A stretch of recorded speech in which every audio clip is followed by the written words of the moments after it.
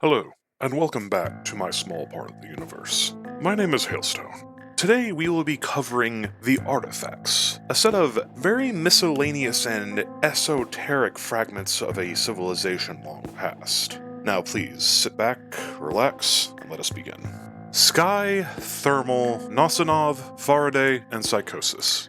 These are names that are known to every submarine crew. Their containment must be swift, their effects neutralized, and sometimes sold off to the highest eccentric bidder, who is somehow still alive with a mud raptor pet, though that is only a matter of time.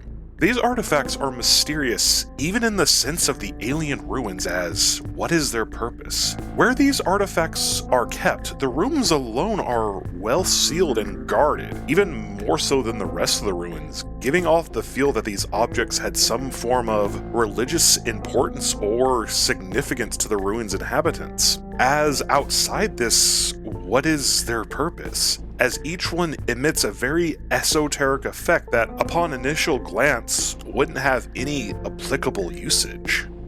The Thermal Artifact. The common name is very fitting for this one. Underwater, the Thermal Artifact does barely more than slightly heat up its surroundings, though one should be wary when bringing it on board a vessel, as contact with an open oxygen environment will cause a fire. Unfamiliar crews will be quickly saddled with a raging inferno and eventual sinking and death of the sub and crew. Though experienced crews have often shared tales of using thermal artifacts to keep their ballast tanks clean and clear of ballast flora, though this is highly ill-advised and can often result in a tandem fire and ballast infestation, when instead it's simply easier to cut ballast flora free with acidic protection and some plasma cutters. Or if that doesn't work, a simple grenade in the ballast tank works to the same effect. The Sky Artifact. As aptly named as the Thermal Artifact, though the Sky Artifact is less obvious to what it does. While it has no visual cues to how it functions, like some of the other known artifacts, that is the scariest part about the Sky Artifact. Its effect is quiet, as unprepared crews will quickly suffocate, as the artifact rapidly drains any available oxygen from a given environment. It is highly advised to seal away the artifact or at least move it to an unused room to avoid hazard to the crew. In addition, it's advised to wear an appropriate breathing apparatus when transporting this artifact outside of ideal conditions. The Faraday Artifact. Named for Royal Society scientist Michael Faraday, this piece of tech is anything but an English gentleman. It's highly advised to contain this artifact before even reboarding a sub, as approximately every 15 seconds it will emit an electromagnetic pulse, or an EMP for non-mechanics and engineers out there, damaging electronics in a 2-meter wide radius. As such, crews must be incredibly careful with this artifact and not to remove it from proper containment for any reason.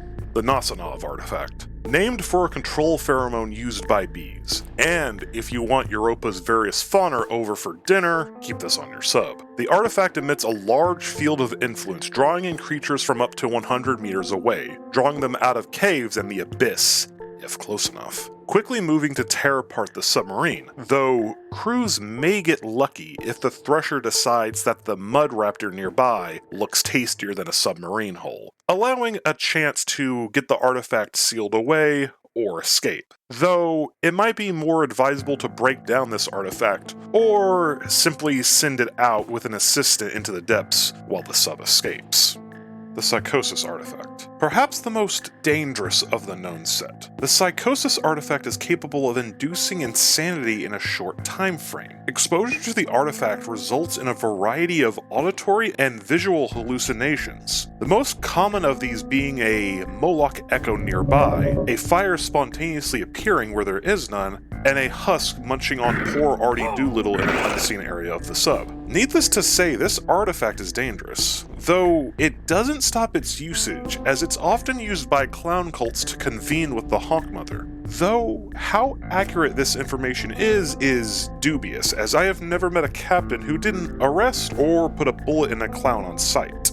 What did the aliens use these artifacts for?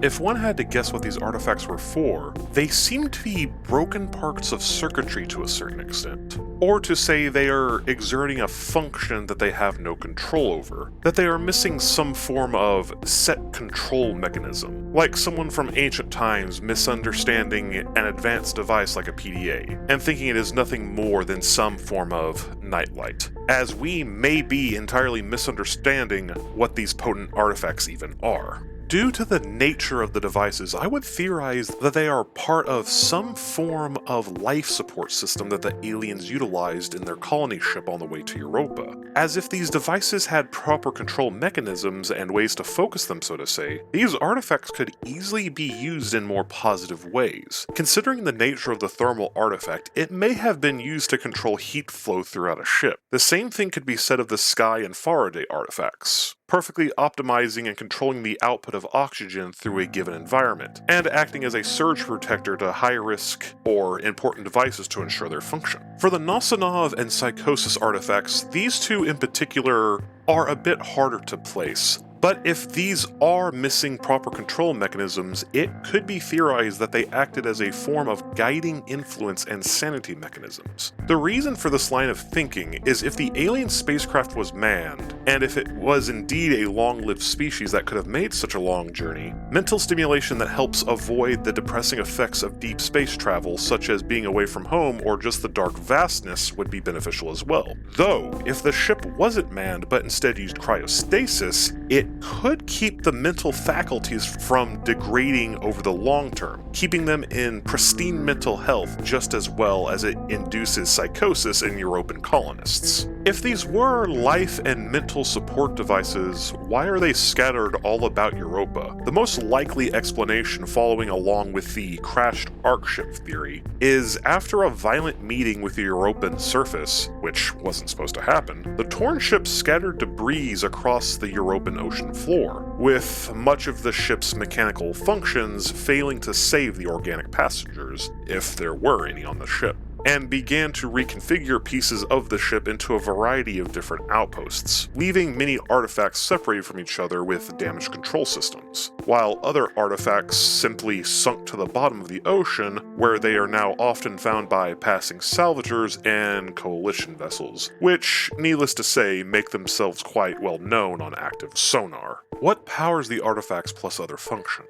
There are a few different ways that these artifacts could have been used. For example, the Sky artifact, instead of controlling the oxygen flow of a ship, could have instead been a part of a oxygen condensing system, turning said gas into oxygenite, and may be able to do this with other gases. The thermal artifact, if in fact it does have a broken control mechanism, may have even ran cryogenics on the ship, keeping original organic material safe, and if it did malfunction, this is why we find no alien colonists or their DNA, only their structures and robotic guardians maintained through highly advanced means.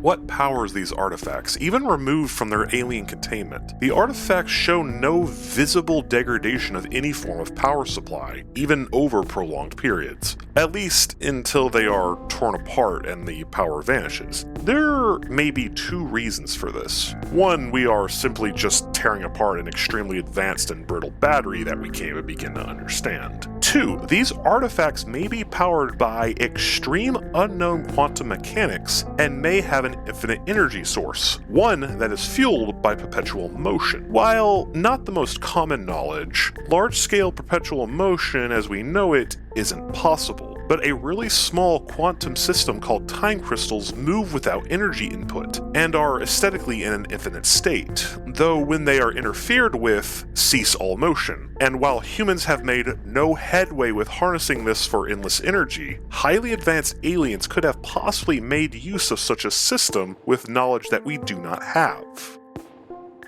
Thank you for listening to another one of my videos. It always pleases me that there are people who enjoy my hard work. Now, at the end here, there are a few things I would like to propose as possibilities. Would y'all enjoy Let's Plays or other content related to Barotrauma? As I am honestly quite scared to upload anything else to my channel in fear of ruining the new momentum I have gained. And if that's okay with y'all, please say so in the comments. I would love to hear what you'd have to say about it. Anyway, so please, at the end of this, have a good day, and I will return again soon.